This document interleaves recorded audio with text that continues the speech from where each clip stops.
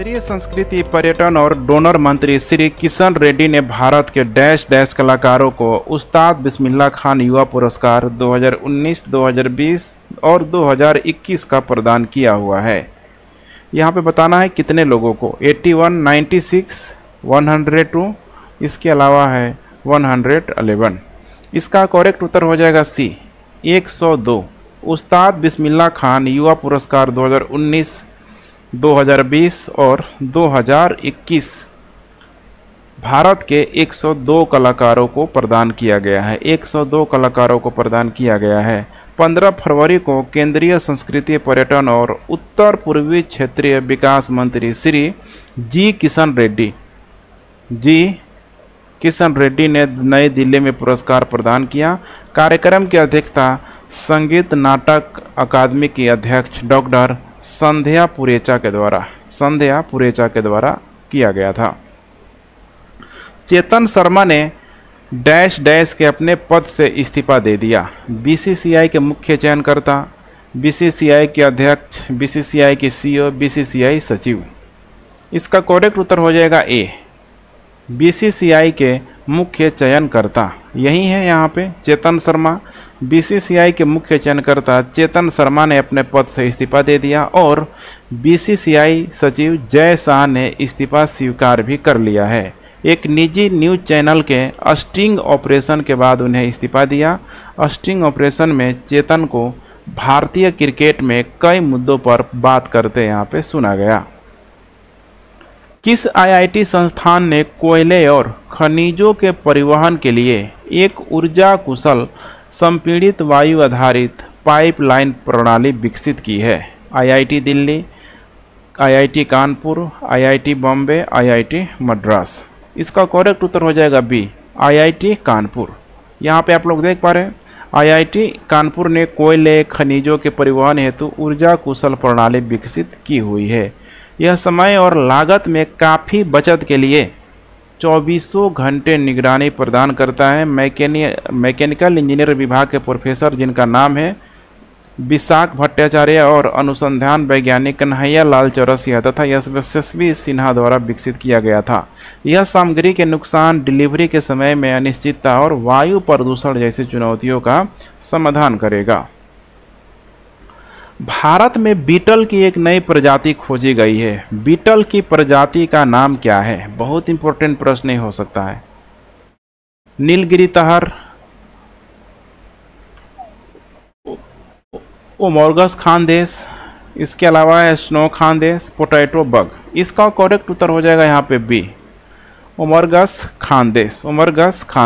यहाँ पे देख पा रहे हैं नई भारतीय बीटल प्रजाति ओमोर्गस खानदेश यही खोजा गया है। न्यूजीलैंड स्थित जर्नल जुटाक्सा में प्रकाशित एक पेपर के अनुसार भारत में वर्म पंखी, इसको बोला जाता है वर्म पंखी बीटल की एक नई प्रजाति खोज की गई है। फोरेंसिक साइंस के लिए बीटल बहुत महत्वपूर्ण है क्योंकि यह किसी जानवर या इंसान की मौत के समय का पता लगाने में मदद करता है। सोचिए, मौत के समय का पता लगाने में मदद करता है। यही है फरवरी 2023 में न्यूजीलैंड स्थित यही है जर्नल जुटाक्सा। यह ट्रोगिडे परिवार से संबंधित है, पूछा जा सकता है और फोरेंसिक विज्ञान के लिए महत्वपूर्ण है। यह किसी जानवर या इंसान की मौत के समय का पता लगाने में मदद करता है। ओमोर्गस खानदेश नेक्रोफेगस है और इसे किरोटिन बीटल भी कहा जाता है। बहुत सारा नाम यहाँ पे दिया गया, इन नामों को ध्यान में रख के चलेंगे। भारत उज्बेकिस्तान सैन्य प्रशिक्षण अभ्यास जिसका नाम है दस्तलिक का चौथा संस्करण 20 फरवरी 2023 को डैश डैश के पिथौरागढ़ में हुआ था। इसका देख पा रहे हैं ऑप्शन उत्तराखंड, हिमाचल प्रदेश, जम्मू कश्मीर, लद्दाख। इसका करेक्ट उत्तर हो जाएगा ए, उत्तराखंड में। भारत उज्बेकिस्तान सैन्य प्रशिक्षण अभ्यास दस्तलिक का चौथा संस्करण 20 फरवरी 2023 को उत्तराखंड में हुआ था, पिथौरागढ़ उत्तराखंड में। इस द्विपक्षीय अभ्यास में भारतीय दल का प्रतिनिधित्व कर रहा है 14वीं बटालियन द गढ़वाल राइफल्स पश्चिमी कमान के हिस्से के द्वारा किया जा रहा है। किसके बीच हो रहा है? इंडिया और उज्बेकिस्तान। चंद्रयान-3 ने हाल ही में EMC परीक्षण है, EMC परीक्षण है, इसी को बोला जाता है electromagnetic interface, EMI electromagnetic interface, और दूसरा है यहाँ पे EMC इलेक्ट्रोमैग्नेटिक कंपैटिबिलिटी टेस्ट सफलतापूर्वक यहाँ पे पूरा किया है, जिसे डैश डैश में UR राव उपग्रह केंद्र में किया गया था, श्रीहरिकोटा, बेंगलुरु, तिरुवनंतपुरम, अहमदाबाद। इसका करेक्ट उत्तर हो जाएगा बी, बेंगलुरु में।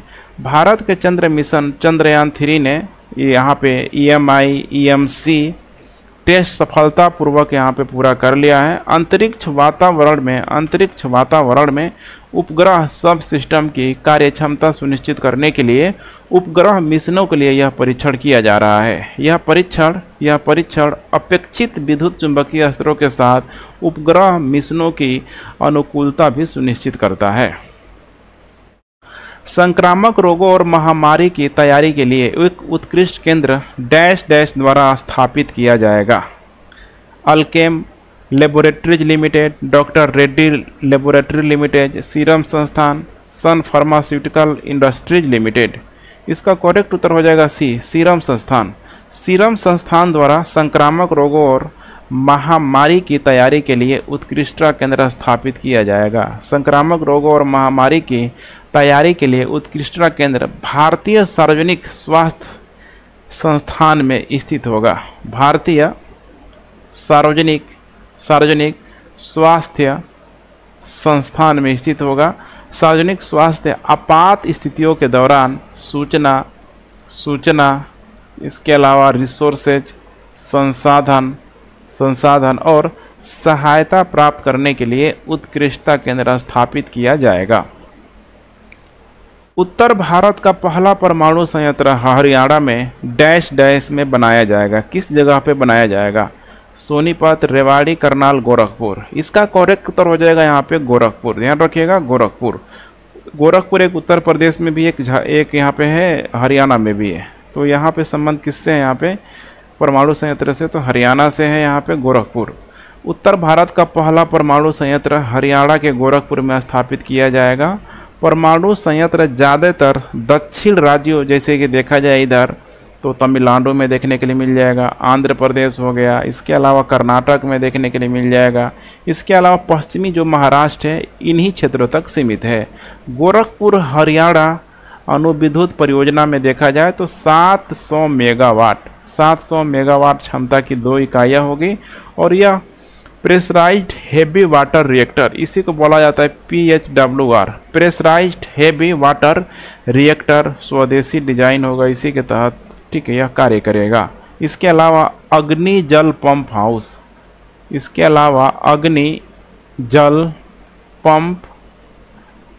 हाउस और सुरक्षा संबंधी पंप हाउस का निर्माण प्रगति पे है, तो जल्दी ये यहाँ पे शुरू होने की संभावना है।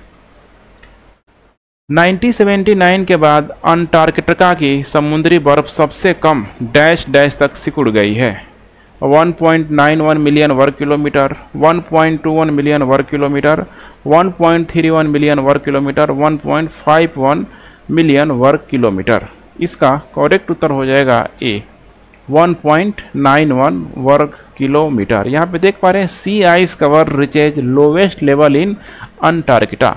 वैज्ञानिकों ने बताया है कि अंटार्कटिका की महासागरीय बर्फ रिकॉर्ड निम्न स्तर तक यहाँ पे पिघली हुई है। यूएसए के नेशनल स्नो, यहाँ पे ध्यान रखिएगा, यूएसए के नेशनल स्नो है यहाँ पे, snow and ice data centre के अनुसार अंटार्कटिका की समुद्री बर्फ 1.91 मिलियन वर्ग किलोमीटर तक सिकुड़ गई है, जो 1979 के बाद से सबसे कम है।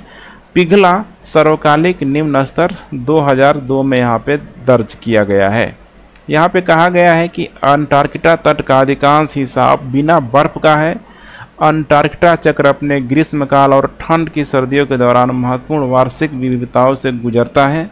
समुद्री बर्फ का पिघलना समस्यात्मक है, क्योंकि यह ग्लोबल वार्मिंग को तेज करने में मदद करता है। जितना टेम्परेचर देखिए बढ़ेगा यहाँ पे तो समस्या आएगी ही आएगी, खासकर ध्रुवों में इसका इफेक्ट पड़ेगा। क्योंकि बर्फ़ का देखिए टेम्परेचर जैसे, ठीक है, जैसे यहाँ पे 0 डिग्री से यहाँ पे अधिक होना शुरू हो गया तो फिर बर्फ़ मेल्ट करना यहाँ पे शुरू हो जाएगा, तो समस्या होगी ही होगी। यहाँ पे 0.5 डिग्री भी सेंटीग्रेड अगर तापमान बढ़ रहा है तो फिर बर्फ़ नहीं रहेगा, पूरी तरीके से मेल्ट होना शुरू हो जाएगा, जिसकी वजह से समुद्र का जलस्तर बढ़ना शुरू हो जाएगा। आरबीआई ने सरकारी प्रतिभूतियों को उधार पर देने और उधार पर लेने के लिए मानदंड जारी किए। सरकारी प्रतिभूति ऋण लेन देन के लिए अधिकतम दिन डैश डैश होंगे, 80, 140, 90, 40। इसका करेक्ट उत्तर हो जाएगा यहाँ पे सी, 90 डेज यहाँ पे होगा, 90 डे होगा यहाँ पे। भारतीय रिजर्व बैंक ने सरकारी प्रतिभूतियों को उधार पर लेने और देने के लिए मसौदा मानदंड जारी किया हुआ है। भारतीय रिजर्व बैंक निर्देश 2023 के मसौदे के अनुसार सरकारी प्रतिभूति उधार लेन देन न्यूनतम 1 दिन और अधिकतम यहाँ पे कितना दिन होगा, 90 डेज में पूरा किया जाएगा। बैंक, बाजार सहभागी और अन्य इच्छुक पक्ष 17 मार्च 2023 तक अपनी टिप्पणी प्रस्तुत कर सकते हैं, अपना राय मशवरा दे सकते हैं। मसौदे के अनुसार जो ट्रेजरी बिल को छोड़ के सरकारी प्रतिभूतियाँ लेन देन के तहत उधार लेने के लिए पात्र होगी। केंद्र सरकार ट्रेजरी बिल सहित ध्यान रखिएगा और राज्य सरकार द्वारा जारी सरकारी प्रतिभूतियाँ लेन देन के तहत जमानत के रूप में रखने के लिए भी ये इलाइजिबल होगी, पात्र होगी। पिक्चर ऑफ द ईयर का पुरस्कार किसने जीता हुआ है? दयानंद सिंह, अतुल कसबेकर, सुधीर शिवराम, कार्तिक सुब्रमण्यम। इसका करेक्ट उत्तर हो जाएगा डी, कार्तिक सुब्रमण्यम ने पिक्चर ऑफ द ईयर का पुरस्कार जीता हुआ है। और एक घोषणा कौन करता है? तो घोषणा यहाँ पे किया जाता है नेशनल जियोग्राफिक ने अपने वार्षिक पिक्चर ऑफ द ईयर पुरस्कारों के विजेताओं की घोषणा की है। भारतीय मूल के कार्तिक सुब्रमण्यम को जिस सब्जेक्ट के लिए, जिस थीम के लिए यहाँ पे दिया गया है उसका नाम है डांस ऑफ द ईगल। काफ़ी अट्रैक्टिव सब्जेक्ट यहाँ पे है। डांस ऑफ द ईगल नामक उनकी तस्वीर के लिए विजेता घोषित किया गया है। यही है यहाँ पे देख पा रहे हैं। बाफ्टा अवार्ड्स 2023 में सर्वश्रेष्ठ अभिनेता का पुरस्कार किसने जीता हुआ है? ऑस्टिन बटलर, एम्मा मैके, विल स्मिथ, विन डीजल। इसका करेक्ट उत्तर हो जाएगा यहाँ पे ए, ऑस्टिन बटलर। यहाँ पे मैं बता दूं कि लंदन के रॉयल फेस्टिवल हॉल में 76वें ब्रिटिश एकेडमी फिल्म अवार्ड्स, जिसका नाम है बाफ्टा, उसी के विजेताओं की घोषणा की गई है। इसमें अगर देखा जाए सर्वश्रेष्ठ अभिनेता, सर्वश्रेष्ठ एक्टर यहाँ पे हो जाएगा जिसका नाम है ऑस्टिन बटलर। इसके साथ साथ पूछा जा सकता है सर्वश्रेष्ठ अभिनेत्री भी पूछा जा सकता है। सर्वश्रेष्ठ अभिनेत्री, इसका नाम है कैट ब्लैंचेट। इसके अलावा एक मूवी बहुत फेमस रही थी, all quite on the western front. इसने अधिकतम 7 पुरस्कार जीता हुआ है। अगर इसके फिल्म की विषय वस्तु की बात किया जाए तो इसमें दिखाया गया है जर्मन युद्ध विरोधी नाटक को दिखाया गया है, जो एरिया मारिया रिमार्का के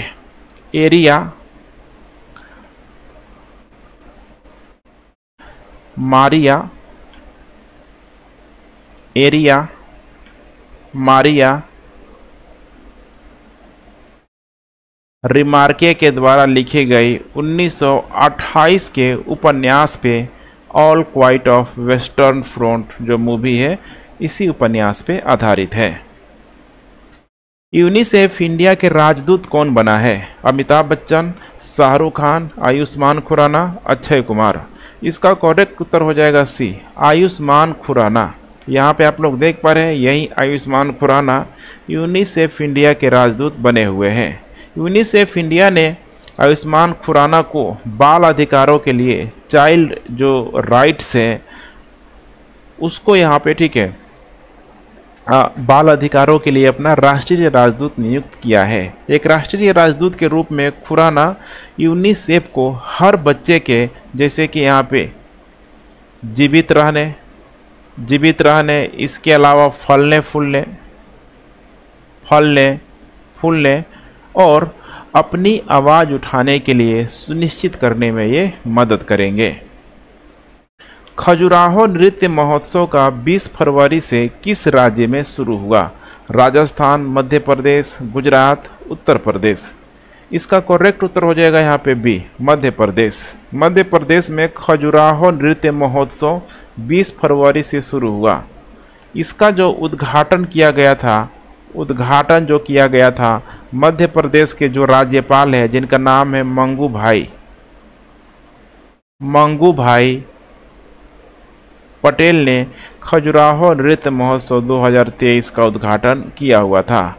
यहाँ पे टोटल हो जाएगा 49th खजुराहो नृत्य महोत्सव जो अभी हुआ है 2023 में। ध्यान रखिएगा, पूछा जा सकता है। इस हॉल का नाम आपको ध्यान रखना है, इस हॉल का नाम है एमपी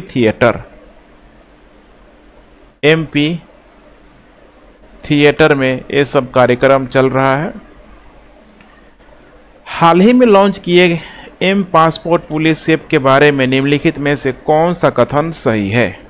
ऐप की मदद से पुलिसकर्मी मोबाइल टैबलेट के जरिए डिजिटल और पेपरलेस वेरिफिकेशन रिपोर्ट जमा कर सकते हैं, जो कि बिल्कुल करेक्ट स्टेटमेंट है। क्या ऐप का नाम है एम पासपोर्ट पुलिस ऐप? नाम से ही लग रहा है।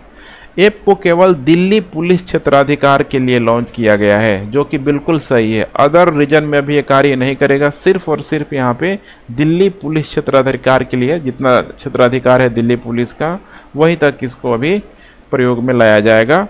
इसीलिए इसका करेक्ट उत्तर हो जाएगा सी। 1 और 2 यहाँ पे दोनों करेक्ट स्टेटमेंट हैं। पासपोर्ट के त्वरित पुलिस सत्यापन के लिए, यहाँ पे देख पा रहे हैं, ई वेरिफिकेशन के लिए विदेश मंत्रालय द्वारा M passport police app launch किया गया है। अब इस ऐप की मदद से क्या होगा, तो पुलिसकर्मी मोबाइल टैबलेट के माध्यम से डिजिटल और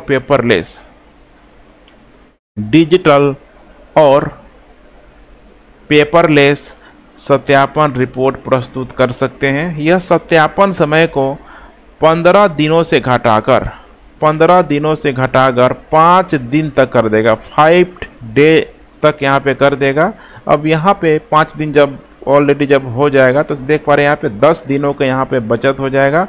अर्थात कहा जा सकता है कि इससे पासपोर्ट जारी करने का समय लगभग 10 दिन यहाँ पे कम हो सकता है, या क्या पता 10 दिन में पासपोर्ट ही जारी कर दिया जाए। ऐप को केवल अभी दिल्ली पुलिस क्षेत्राधिकार के लिए लॉन्च किया गया है। 21 फरवरी 2023 को भारत के एकीकृत भुगतान इंटरफेस, जिसका नाम है यूपीआई और डैश के पे नाउ के बीच क्रॉस बॉर्डर कनेक्टिविटी लॉन्च की गई है। किस देश के साथ? Singapore, Indonesia, Japan, Nepal. इसका करेक्ट उत्तर हो जाएगा यहाँ पे ए, सिंगापुर के साथ। भारत के एकीकृत भुगतान इंटरफेस और सिंगापुर का जो है यहाँ पे पे नाउ, भारत के है यहाँ पे यूपीआई। तो यहाँ पे हुआ है क्रॉस बॉर्डर कनेक्टिविटी, 21 फरवरी को लॉन्च हुआ है। यहाँ पे देख पा रहे हैं भारत के प्रधानमंत्री नरेंद्र मोदी और इनके समकक्ष यहाँ पे सिंगापुर के प्रधानमंत्री यहाँ पे हो जाएंगे ली सियन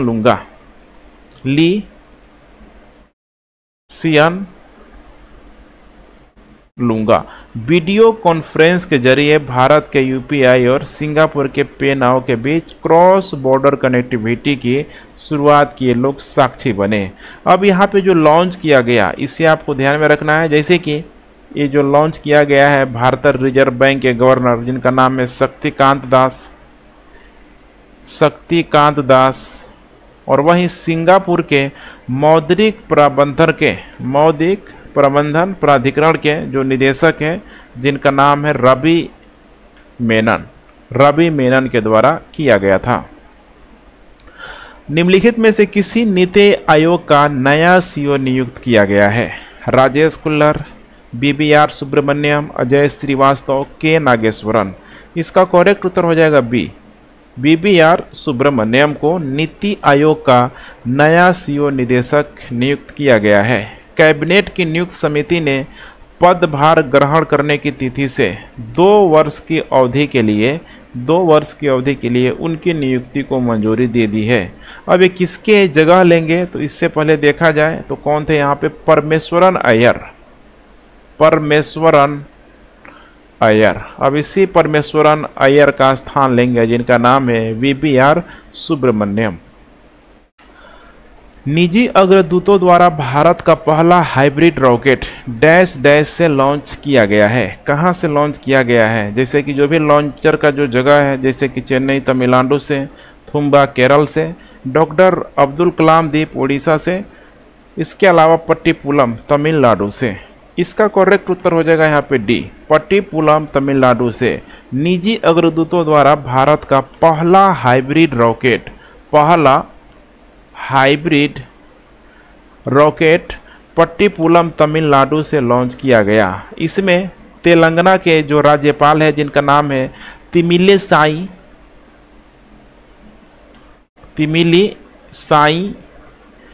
सौंदरराजन और पौंडीचेरी के उपराज्यपाल की मौजूदगी में लॉन्च किया गया। Doctor APJ Abdul Kalam satellite launch vehicle mission 2023 को मार्टिन फाउंडेशन द्वारा, इस फाउंडेशन का नाम आपको ध्यान में रखना है, मार्टिन फाउंडेशन के द्वारा doctor APJ Abdul Kalam international foundation और स्पेस जोन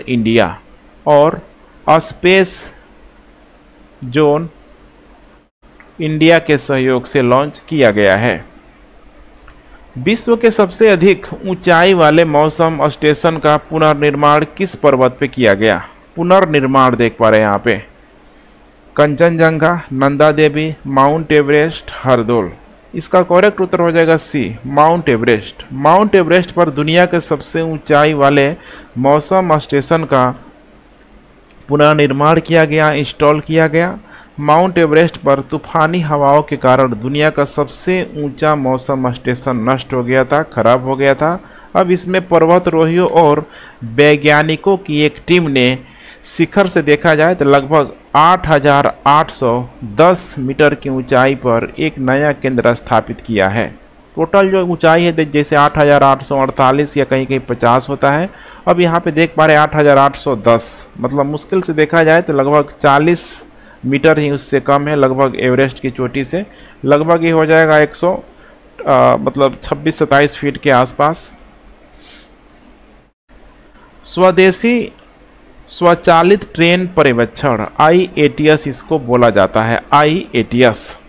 इसका मतलब होता है ऑटोमेटिक स्वचालित प्रणाली। इसके बारे में निम्नलिखित में से कौन सा कथन सही है? दिल्ली मेट्रो रेल कॉरपोरेशन ने अपनी रेड लाइन पर भारत की पहली स्वदेशी स्वचालित ट्रेन पर्यवेक्षण IATS प्रणाली शुरू की है। बिल्कुल सही है। किस लाइन पे? यहाँ पे रेड लाइन, बहुत सारा लाइन है ना, रेड लाइन है, वायलेट है, पिंक है, येलो है। DMRC और भारत इलेक्ट्रॉनिक्स लिमिटेड ने संयुक्त रूप से IATS प्रणाली विकसित की है। बिल्कुल करेक्ट स्टेटमेंट है, इसीलिए इसका करेक्ट उत्तर हो जाएगा सी, 1 और 2 यहाँ पे दोनों। दिल्ली मेट्रो रेल कॉरपोरेशन ने अपनी रेड लाइन पर भारत की पहली स्वचालित ट्रेन पर्यवेक्षण प्रणाली शुरू की है। देखा जाए तो इससे पहले यहाँ पे फ्रांस हो गया, France, Germany, Japan, Canada, China. ठीक है, 5 कंट्री भारत से पहले ऑलरेडी ये लोग लॉन्च कर चुके हैं, काम कर रहा है वहाँ पे। अब छठा देश के रूप में भारत भी शामिल हो गया है, जिसके पास अपना ATS है, IATS है। DMRC ने दिल्ली मेट्रो रेल कॉरपोरेशन और भारत इलेक्ट्रॉनिक लिमिटेड वेल ने मिलकर इस ATS सिस्टम को विकसित किया हुआ है।